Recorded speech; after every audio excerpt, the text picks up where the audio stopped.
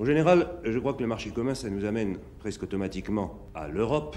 Et là encore, si je disais tout à l'heure qu'on vous a accusé d'être contre le marché commun, de ne pas y croire, de ne pas le vouloir, on vous accuse aussi très fréquemment de ne pas être européen et de ne pas croire à l'Europe. Et pourtant, vous avez parlé un jour, ou tout au moins on a essayé de définir votre conception de l'Europe en disant l'Europe des patries. Vous avez souvent parlé de l'Europe de l'Atlantique à l'Oural, seulement l'Europe des patries, j'ai l'impression que ceux qui se croient et qui se disent européens trouvent que ce n'est pas assez, et l'Europe de l'Atlantique à l'Oural, ils trouvent que c'est trop. Alors je vous pose très nettement la question, mon général, est-ce que vous êtes européen ou non? Du moment que je suis français, je suis européen, étant donné que nous sommes en Europe. Et que je dirais même que la France a toujours été une partie essentielle, sinon capitale, de l'Europe. Par conséquent, bien sûr que je suis européen. Alors vous me demandez si je suis pour une organisation de l'Europe, et si je vous entends bien, vous voulez parler d'une organisation de l'Europe occidentale. À cet égard, je ne sais pas s'il vous arrive de relire des déclarations que j'ai pu faire depuis des années et des années. Si cela vous arrive, vous vous apercevrez que j'ai parlé de l'Europe, et en particulier de la conjonction, du groupement de l'Europe occidentale, avant que personne n'en parle, et même en pleine guerre. Parce que je crois que c'est en effet indispensable. Je crois qu'il y a, dès lors que nous ne nous battons plus entre Européens et Occidentaux, dès lors qu'il n'y a plus de rivalité immédiate et qu'il n'y a pas de guerre, ni même de guerre imaginable, entre la France et l'Allemagne, entre la France et l'Italie, et même, bien entendu, un jour, entre la France, l'Allemagne, l'Italie et l'Angleterre, eh bien, il est absolument normal que s'établisse entre ces pays occidentaux une solidarité. C'est cela l'Europe. Et je crois que cette solidarité doit être organisée. Il s'agit de savoir comment et sous quelle forme. Alors,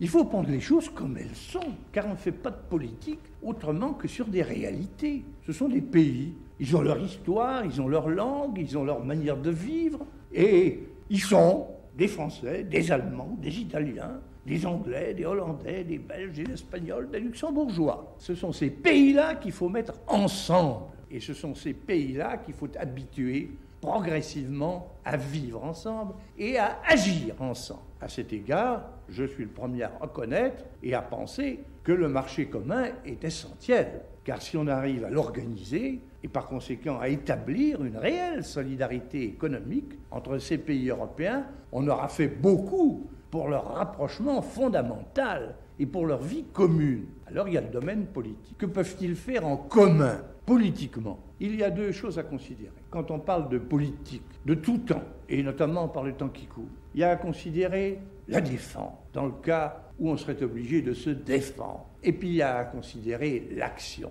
c'est-à-dire ce que l'on fait au dehors. Au point de vue de la défense, si cette Europe occidentale devait être attaquée, et par qui pourrait-elle l'être? Jusqu'à présent, ou plutôt jusqu'à ces derniers temps, on pouvait imaginer qu'elle risquait de l'être à partir de l'Est. Et ce n'est pas encore absolument impossible. Dans ce cas-là, il y a une solidarité de défense entre les six. Et cette solidarité, je le crois, peut et doit être organisée. Et puis il y a l'action, c'est-à-dire ce que cet ensemble devrait faire dans le monde. Alors à cet égard-là, c'est beaucoup plus difficile, car il faut bien convenir que les uns et les autres ne font pas tous la même chose et ne voient pas tous les choses de la même façon.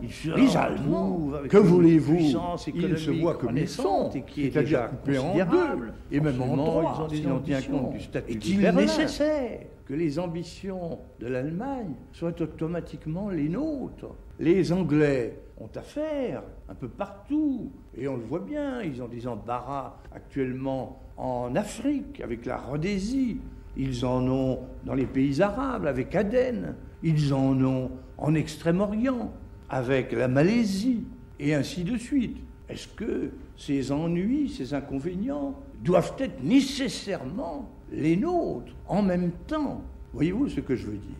Il n'est pas si facile que ça d'ajuster les politiques. Alors, j'ai fait, peut-être vous en souvenez-vous, c'était en 1961, la première de toutes les propositions qui étaient faites aux Européens pour commencer une coopération politique. Je leur ai proposé de réunir périodiquement ensemble les chefs d'État et de gouvernement et puis les différentes sortes de ministres, et notamment les ministres des Affaires étrangères, pour confronter la situation de chacun, les vues de chacun, et les accorder. Oui, c'est ce qu'on avait appelé, bien que vous n'ayez pas, je crois, prononcé la formule, c'est ce qu'on avait appelé l'Europe des patries à ce moment-là. Je n'ai jamais parlé d'Europe des patries. C'est comme l'intendance suit. Chacun a sa patrie, nous avons la nôtre, les Allemands ont la leur, les Anglais ont la leur, et c'est ainsi. J'ai parlé de la coopération des États. Alors ça, oui, j'en ai parlé, et je crois que c'est indispensable. Et nous avons tâché de l'organiser à cette époque, mais ça n'a pas réussi. Et depuis, on n'a plus rien fait, excepté nous, qui avons fait quelque chose avec l'Allemagne, car nous avons solennellement, et c'était incroyable après tout ce qui nous était arrivé, nous avons solennellement fait avec l'Allemagne un traité de réconciliation et de coopération. Ça n'a pas non plus jusqu'à présent donné grand-chose, parce que les politiques sont les politiques des États et qu'on ne peut pas empêcher ça.